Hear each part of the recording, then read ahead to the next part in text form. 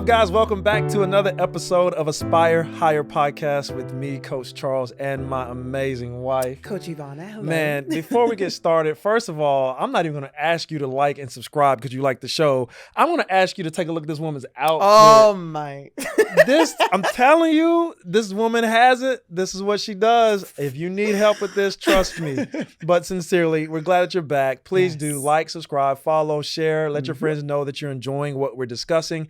And remember, we're talking from the concepts, a lot of the concepts that are found in our book, which is called The Flight of Your Life, The Power of Propulsion. It is available anywhere books are sold, and we're already getting some incredible feedback. Absolutely. You tell me some things, like what are some things you're hearing from people who have read the book? A lot of people that I've been talking to, they think it's the most inspiring thing they've actually witnessed in a long time. True. It's thought-provoking. It gives them a sense of being, which is a beautiful thing, because in our business, we believe that there's more to your being, and we help you discover that. Yeah. And it is so beautiful because people are shocked, I think, when they read it, because there's so many intricate levels. We talk about business, we talk about our life, we talk about athletics, but then we talk about principles that literally are meant to accelerate people's lives, their business, their mindsets, that's even right. more, which is so beautiful. And so I'm honored. I'm honored that we have completed it.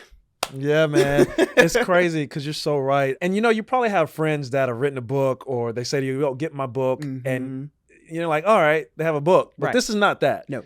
This book is literally changing people's lives. That's right. It's transformation within the covers of 2 bookends. It's amazing. And I have one guy, he was telling me, said, you have no idea the impact this book has made on my life. He's like, I'm investing for myself and for my kids in a way that they don't even know now. Right. Because you challenged me so deep. That's right. He was like, man, I just want to tell you, please go pick it up. But we have an incredible topic for today. Yes. And coming right out of the book, starting early out the gate, we're going to look at the topic of calling. That's right. Because that, I think, really messes people up in life. Gosh. It can be very confusing. It is very confusing at times. Yes. Yeah. And the truth is, calling in itself isn't always what we depict it to be. Right. What's your concept of calling? Like, not from what we know, but before we talk about where we're coming from, what did you use to think it was? Well, I was raised with the jargon, pursue your calling. Try to find something you're passionate about, but also once you're in your calling, you'll have that gut feeling, which is interesting because calling is not necessarily always that, as we know. So for me, discovering, athletics. Right. I felt called to athletics. I felt called to serve with all of my heart, all of my life, dedicate myself to the sport and max it out, So that was my understanding of calling. And it has changed. Wow. Drastically, you say. It has changed. Yes. Well, it's cool because when I was growing up, I grew up in a home that was very faith-based. We're still Christian believers. We're serious about our faith. But I always thought calling was this, you needed to serve in ministry. Right. Or, calling was only reserved for people that were trying to do some philanthropic adventure. And so I always matched it with this fear. And I know it sounds crazy, but you got to hear me out. Like, I didn't want to necessarily find my calling because I thought it was going to mean I couldn't find my life. That's true. I have heard of that. And I think a lot of people think that. They find something that they love doing, but they're afraid of the word calling because they think it means that you have to leave. Boxed in. And it means give up all your money, give up your things, your dreams. Ultimate and sacrifice. That's not what it is at all. And without further ado, let me kind of introduce this. The thing that I want you guys to recognize about calling, there's this business term I learned when I was in business school. Many of you guys both know my wife and I carry master's degrees. And one term that I learned in business school was the call to action. It's a marketing term. Right. You ever heard of call to action? Yeah. So that's really, in a nutshell, the easiest way that I can express to you to define what a calling is. Right. Because a call to action is something that elicits a response. Right. The power is not in the call. Right. It's in your ability to move. That's right. Your choice. So in essence, what we're trying to get to, and one of the first things we'll leave with the people that are listening, if you guys are listening in your car, if you're watching us, is that your calling is really a choice. Right. You have the ability to choose whichever calling you respond to. Anything that you feel connected to, there's going to be multiple things. Right. In fact, there are multiple things that are always fighting for our attention right now. Absolutely. Absolutely. Like, have you ever battled with that where there's a lot of things Yes. being pulled different Yes. directions? Distractions. Especially when you're trying to pursue your calling. There's no greater time than distraction for that moment. No greater time. Well, what are some things that you would say before we go even further that help you to kind of hone out and ignore certain things? Because there's a point I want to make here, but I want to see what your thoughts are. Being intentional Yeah. about listening to the inner voice. I can hear it. I can hear, just like we know. We can hear when we're supposed to do something right, do something wrong. Yeah. And when it comes to pursuing a calling, Yeah. there's that inner knowing. I need to be doing this. Some people... I have to do this. I have to do this. I have that with many of my clients, actually, in business. Unfortunately, their life is serving someone else's calling, right? Working for someone else's vision. The problem with that is they feel an inner calling to do something on their own. Yeah. To start something. But then you have conflict of interest. There's so many different intricacies in business. However, the calling is still calling. Yes. Are you listening? And are you in a position to move? I think that's really cool that you said that, because one of the things that I was going to make mention of when I talked about call to action and then being able to make that decisive choice, a calling literally is really a disruptor of movement. Right. Because you're always going to be on your way to something different, or feeling like I'm passionate about this. Maybe you're multi-passionate. Maybe I want to do this now. I may want to do this later. Right. A calling is not like this one size fits all thing that there's only one thing in your life that you have to do. And for those points that you can define that one thing, if you do happen to have that, it can be expressed in multiple callings. Absolutely. And I think people get confused because, again, it is not a boxing in type of thing. Right. But the disruptor of motion. So I thought about it like this. And some of our listeners can probably relate. And I know your mom has a voice, and she was, that's my mother-in-law. But seriously. But the point is like, let's say when you were young, were you ever in the store? Yes. And first of all, every child probably knows this, but especially Black children. What are you going to say? You're doing something that you know you shouldn't be doing, or you're in the next aisle somewhere, right? And you hear that voice. Yes. It's almost like it travels and transcends time. It shocks your spirit. It almost revives your being. Yeah. The verbal cues that they'll say, Yvana, or whatever it is, Charles, or some people that have and their parents. you stop exactly what you're doing. You put the candy down. And you're hoping to God your mother can't find you in the store. Or you know where you need to be. You know. And here's the funny part. You could even be innocent. Yeah, you can be doing something but it's the tone of the voice. But it's the tone of the voice. It'll get you. So the calling can disrupt, because it doesn't matter if you're doing something good. It doesn't matter if you're doing something bad. That's right. It doesn't matter where you are. Put it down. Get your butt here. Yeah. And you know, it's interesting. We're both multi-passionate, multi-talented people. Thank the Lord. Oh, yeah. With that, we have seen in life where we're going one direction. And then we hear a calling. Yeah. We hear that inner voice, the knowing. And there are people that can't hear that inner voice. Sure. And if you can't, I would just suggest silence everything. Silence the distraction. Sure. Silence the moment where you want to be busy. Busyness has its own tone. That is so right, girl. You better speak. That for me, I try really hard when you are multi-talented, passionate, or just busy with life, slowing it down, listening to the voice, and understanding that there's something bigger and greater that you're meant to accomplish. Yeah. And you don't have to think that your life is over because you didn't accomplish it. If you're still alive, then you can accomplish anything. Now, the thing about calling too is that it can be loud at certain points of your life, and it can be really, really quiet. Yeah. But you have to tune in, to that moment. And whether it's screaming at you, pay attention. Let it disrupt your life for a moment. Let it feel like I need to stop what I'm doing because I hear something greater that's calling me to be more, calling me to be bigger, calling me to be more impactful even. Because calling's not just for yourself. You better speak, girl. Calling can put you on a platform, literally or figuratively, of influence to impact other people's lives. Come on. And so sometimes know that if you are hiding your calling, be honest with yourself and question yourself and just say, That's me. And I need help with that. Yeah. That's what we coach our clients. That's through. right. And that's what we're here for. That's right. And this is what this will help to do. And another thing I'm thinking of is when you are in the moment where you do hear the calling, but you're like, well, I'm working for someone else or I'm doing something, but take your time, map out your vision. That's right. First, you have to have vision before you move. We suggest having a vision because when you write it down, when you think about it, when you put it to paper, it becomes clear. Yes. Once it's clear. What's our favorite life verse from the scriptures? We have many. Well, the one in particular about this, write the vision. Absolutely. Make it Habakkuk. plain. Yes. So that he who reads it That's right. can run. Yes. I thank you for that. Let me tell you, girl, I'm telling you, if you weren't my wife, I would pay you. What? To coach, crazy. Oh my gosh. Here anyway, she is. But I want to say something else about that because you said that, and then that life scripture really ties into it. The last phrase says that he who reads it can run. Yes. And that goes back to what we were trying to make sure people understand. And you said if you're hiding your calling or you're not listening or you're not moving, well, that's the point. A calling has no power. All it can do is make you stop. That's right. That's right. It gives you an opportunity to choose. You literally have to choose to run toward it. Yeah, that's right. And then the other thing you said, which is so important, is that many people lock themselves into something. Say, for instance, you said somebody's doing one thing, but they feel like there's the next thing that they have to do. Right.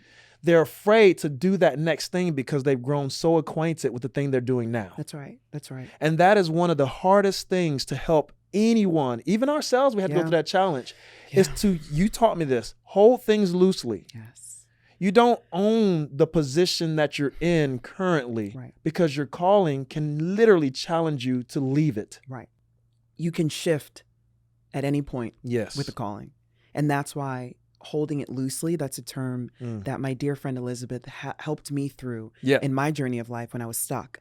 And learning to hold something loosely means I do have this in my life. Yes. But it can leave, it can move on, it can time itself out, but I'm not going to hold it with such a constraint that my grip is killing it. Yes. So my grip is killing it. Seriously. So with a calling, know that you can be called at any moment of time to do something beyond yourself, bigger than yourself. That's the essence of a true calling.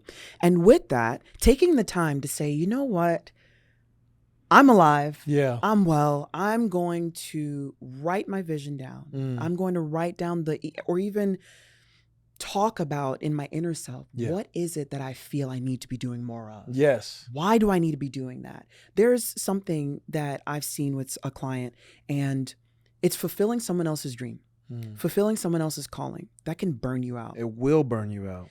It will frustrate you. Yes, it will. It will create hurdles and unnecessary obstacles in your life. However, when you're true to yourself and you know that you're fulfilling someone else's calling, and you say, you know what, this isn't a one-size-fits-all type of ordeal. Yes. I need to really reevaluate this, and I need to stop for a moment. I need to stop serving, in a sense, someone else's vision and just take a moment to dream myself. Yeah. Take a moment to say, you know what, I may not have all these resources, but this is what I am willing to do. Yeah. I'm willing to commit 1 hour a day, 1 minute a day. And that's all it takes. To speaking into my own life. Yep. To breathing life into, right? What I want to aspire to be, what I want to aspire to do. And that type of aspiration will elevate your thoughts. Absolutely. It will elevate your mindset. Absolutely. And that's what we try to practice on our own. Absolutely. Every day. And you know, what you're saying is so beautiful. And what I'm hearing you say is a perfect segue into one of the points we want to lead, is that a lot of people trap themselves in the misidentity or the misidentification of a calling and their purpose. Right. Because a lot of times we've been taught that the calling is the purpose. Right. But we just made sure to make it clear the calling is not the purpose. That's right. It's the thing that's meant to draw your attention to a platform, a person, or the place that your purpose can be fulfilled. Right. That is totally different, because you just said it. Your calling can shift. Just like the example with Mom's voice. Oh, yeah. We know the different tonal inflections. Don't remind me. Callings have that. Yes. Tone, pitch, timing, place. That changes based on the relationship And also it changes based on the time that you're in. That's right. So many people don't recognize is that you could be called to do one thing today. So you may be serving someone else's dream. You may be doing something else that is really benefiting your boss, your employee, or whatever. And this is not for us knocking anyone who has a regular job, because you may have a career and a calling that is in there. You need to stay where you are until you hear or do feel something different. But you literally don't have to hold on to that position so tightly and miss the fact that it's okay if it shifts. Right. So define what your purpose is, and then whenever the shift comes, you know you can inject that purpose anywhere. At any point. At any point. At any point in life. You know, we were talking about, and many people probably can relate to this, there are those examples in the movies. And we just watched The Woman King. By the time people see this, you know, that Viola movie, Davis, if you hadn't husband, seen it, production please team, go see that director. film. Please go see that film. Amazing. Thank you. But we're saying it for this simple fact. This is an example of what a calling and purpose and how it looks can be different, but in the same storylines. Right. Because there are many cases that you've learned about in history, or we hear about wars, where people who are farmers, people who are mothers, people, you know, brothers, sisters, aunts, uncles, pick up their arms. They bear arms. Right. And they go to fight. Right. To protect what they really believe was their purpose. That's right. And to serve. And to serve. Like a Munich. And the point I'm making, though, is that is something that is very difficult to grasp. But once you grasp it, it will set you free in a lot of ways. Right. Because just because your calling shifts doesn't mean your purpose ever changed. Right. These are people who may have felt called to farm and raise a family, but their purpose was to protect their family and do whatever it took to make sure that unit thrived. Right. And that required a new calling. Yeah. Pick up your weapons and go fight. That's right. That's purpose never changed. It doesn't. It doesn't. And in the position, because mind you, we did say this, you might be called to serve an organization. Yeah. To serve an entity, to serve a corporation. Serve with all of your heart and do it with excellence. With excellence. Excellence. Everything you do, and do it with the right integrity and the right character, because not everything lasts forever, as we know that. That's very true. So when you leave a place or you exit a place, make sure that your rapport speaks good of you. Yeah, that's something highly. that we really believe in. No matter where we've served, no matter what we have done for employment, that is huge for us. Yes. And also with the Woman King, it was interesting because the Munich, we had that discussion. Yes. What's the only job? What's their only responsibility for the king? Well, to keep the harem, keep the wives in order, right, and serve them. And they're designated in that role for life. For life, right? Yes. You have some people in life that feel like their only role is CEO, mother, athlete.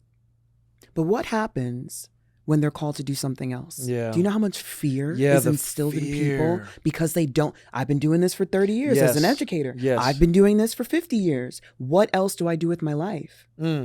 But your calling is still speaking. Yes. It's still humming. Or screaming. It's still humming or screaming. But it's within a matter of time where you have to look at your position in life and say, okay, to be honest, I know what I should be doing. Yeah. I'm purposed to do so much more. I need help.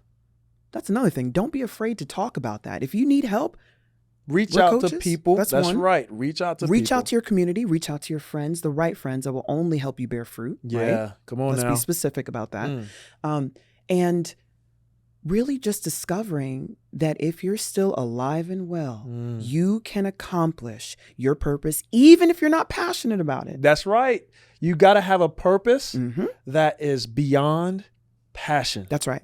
That's right. That is incredible. What a way to bring that point back in, girl. I'm telling you, because many people get lost in that too. Right. So you said earlier in the show when we were opening that your definition of calling at once was follow your passion. And I have seen that mess up so many lives because no one discusses what it means to pursue your purpose over your passion. Many of the people, some of the most successful entities and individuals in the world are so successful at things that they're not particularly passionate about. Absolutely. But this is what I can't wait to share. But they know their purpose. Mm-hmm. So at that point, they've shifted from an emotional, passionate, or pursuit of passion Right. place, Mm-hmm. and they start saying, what is my defined purpose? Right. Because then what really happens is it unlocks every platform, any platform I want to use to make sure that purpose becomes visible and lives. Right. That's what we want for you more than anything else. Because many of the people I know for a fact that are listening, even if you're a CEO, maybe even a professional athlete, you're defining your life by your position. Mm-hmm. And you're, in many cases, not even passionate about the position. Right. But here's what's worse. Never define the purpose. That's right. That's right. Your life purpose. Mm-hmm. Because you can fulfill it in any position. And guess what happens when you fulfill your purpose in any position? I don't care if it's a garbage man. Mm-hmm. You start getting passionate about it, don't you? Absolutely. Because Driven. the passion Yeah. is a product of purpose. That's right. We've been taught in our society that the passion will produce purpose, and Right. it never does. No. So we start haven't seen seeking everything to Right. fill our Right. need. Right. And now we become desperate and Yes. hungry. And really what we're lacking is purpose. Yeah. Yeah. Speak to something like that. Did you ever live through a point in that? And I know I can speak for you. I know you intimately, but maybe for our listeners or our viewers, is there a time in your life where you defined your platform or you looked at the thing that you did and you thought that it was your purpose? 100%. I had a dream in the 3rd grade to pursue my goal of the Olympics. If I could just make it, Yeah. I spent and sacrificed my entire life trying to fulfill that mission. I didn't know that sometimes when you dream and you have a vision, you're seeing and knowing in part. In part. In part. The part I did not see was when I was blindsided that my career would end as a professional athlete. I then said, well, okay, life is over. Not literally over, but my pursuit, Yes. the thing I was passionate about, the thing that got me up at 5 o'clock in the morning to do and complete is over. So now what? What do I do now? And that was a hard period of my life where I had to really sit with myself. I heard that voice. I ignored it, to be very honest. But it still spoke about your purpose and position to do more. And I said, okay, well, what is that more? What does that look like? Especially when you're an athlete, you have such tunnel vision. You were trained and conditioned to be tunnel visioned in life. Yes. And then when the blinders are off, you see life. Yeah, the whole world. And you're like, holy, life this little exists thing outside of athletics. Right. This is kind of alarming. It's not even cool. Yeah. It's alarming. It's alarming. Because now what do? You know how many athletes either get shorted, released, cut, we've seen it. transition Some of coaches our clients don't succeed anymore, times fall, yards are lost. Like there's so many different examples I can bring up about athletes and their purpose and identity. And more than athletes, there's actually, that's a whole nother topic. But with that, what do you do when your purpose to do more, but you're in the position where you lost the passion and you lost the dream and you lost the vision? Right. The part that is beautiful is that the more I sat with myself, the more I understood that there was more. Yes. The more I understood there's a bigger vision. And I plugged myself into community with people who have already experienced loss, already had credibility to speak into my life and say, this is what I want you to self-discover within yourself. Yes, come on. You have talents, you have abilities. Why don't you market them? Yes. You have built a platform with even your body in athletics. Yep. You have an armor about you that you can literally be lucrative in another industry. Come on. Why don't you see yourself being fruitful in any other industry but athletics? Yeah. I was challenged. And running the hurdles, being a competitor, that was the thing I loved the most, is that with challenges, you either get over them. That's right. You let them stop you, or you get hurt by them. Yeah. Because of fear. Because of fear. And so I took the voices that help fuel my life. And I said, that is challenging all of my being, all of my core, and I accept it. Yeah. And it was hard. It was very hard to accept. But in the difficulties and the intricacies of the difficulties, I have learned that if you can accept the challenge to discover that there's more outside of your identity than you know. There's more outside of your position and your title. You just have to take a moment to hear that calling and embrace the moment of difficulty and challenge and say, now what am I going to do with it? Yes. You said the calling, it's there, but you have to work it. Yeah. So you know what I did? I said, I'm going to be in other industries and I'm going to serve. I'm going to take my time to learn each industry. I don't want anything handed to me. Come on. I want to learn what it's like to work hard. I want to learn, because in athletics, you can't just come into a race and expect to win with natural talent. There's technique, there's form, there's habit, there's pattern, there's a lot, and not on that level, on a professional level. But with that, even in business, you can't do that. You have to learn the ropes. And so I was willing to do that. And when I did, I discovered there was life abundantly that I didn't even know existed. Yeah. And I took my time with that. Yeah. And I discovered, wow, now I'm passionate about the entertainment industry. There you go. Never really wanted to be an actress, never really wanted to model, but the things in my life that opened up doors for me only came because I was willing to accept the challenge to remove limitations out of my identity, remove limitations out of that, even in my own head, and pursue purpose. What would you say if you had to summarize that purpose? What would it be for you? Because I've watched it and I want you to think, because I see it, but I don't know sometimes if you just completely define it outside of what we already do. Well, the truth is, if I'm going to say it for you, your purpose is literally to be a light. And you've said it, to model the life worth living. That's right. I don't say it exactly as you say it. Live a life worth modeling after. That's what I mean. Yes. And what did that do for you? You started becoming an example for women of all ages, CEOs, all the way down, youth athletes. You are literally a face of brands in many cases. You reflect and you literally shine the brightest of lights of our people. Right. So I'm just saying, there's a larger purpose. You change hearts and minds. Right. And you help unlock people to identify their purpose. That's my true passion. Now that's me saying it for you, because you live it and breathe it every day. Thank you. Yeah. Thank you. Yeah, I appreciate that. Ain't no problem. But I just had to share that. But I love a lot of the things you said, because you were talking, and for those of you who don't know her, and again, if you want to learn more about it, please check out our book. It's called The Flight of Your Life, The Power of Propulsion. We talk a lot more in depth about this story, and even from my lens, because what you may not know is I was her coach during all these years.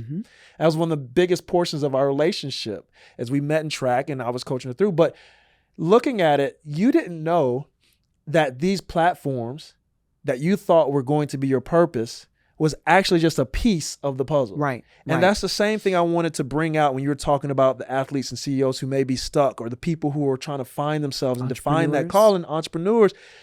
It's okay if that thing isn't the only thing in your life. Right. Because what happens is that fear of, well, I gained all this respect over this 20 or 30 year career. What's going to happen if I tell people I want to go in this direction? You know what's going to happen? They're going to go with you. They're going to support you. We see it all the time. Absolutely. I remember there are people that we've talked to. Again, we try our best not to drop names. It's intentional. We like to protect the privacy of our clients and our relationships. And sometimes we'll talk about names that give us clarity to say that we can speak about them. But there were moments where they were like, if I do this, what are people going to think? I was like, you know what they're going to think? They're going to think it's freaking awesome. And this person, literally, people have been calling, yo, what that project that you're a part of, I want to be a part of that team. This thing that you're building, I would love to be a part of that. Tell me more about it. Right. They were so afraid to lose what they thought was their purpose, but their purpose was to show other people that it was possible. Right. Right. And so now they live a limitless life. There's a movie we love, came out years ago, Hacksaw Ridge. Yes. And I'll never forget the impact it had on your life. I remember you, and this is not me putting you out there, because I cry too when I see incredibly it's my strength. Inspirational. Yeah. And that's one of the things we'll talk about later. But you sometimes have to find a thing that makes you cry. Yeah. That will help point you to your purpose beyond your passion. But in the film, there's this soldier who's incredibly faithful. He's a Christian believer, but he has an absolute sentiment against bearing arms and taking the life of another person. Right.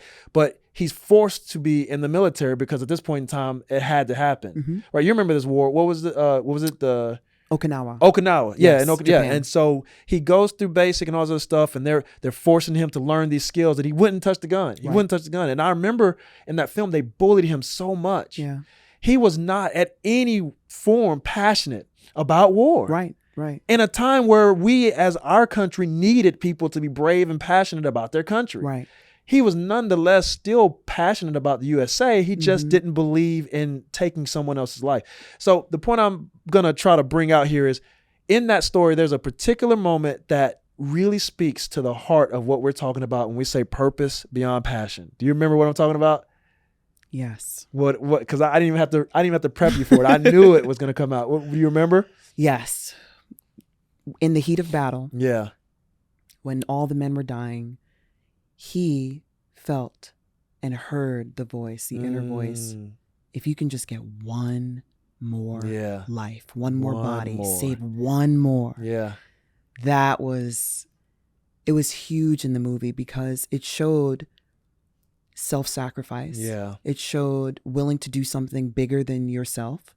It showed putting yourself into a moment of conflict where anything can happen, but there's a greater vision and a greater purpose in why you're doing it. He ended up becoming a legend. A legend. I can't even remember the amount of people that he saved. It was ridiculous. Astronomical. I think it was like 40 or 50. It's something crazy. Don't even try to. He literally would go back into the battlefield without a weapon and rescue people who were wounded or hurt and brought them all the way back to camp. That's right. To be healed. And all he kept saying was, one more. That's right. If you'll give me one more, God, it was so deep.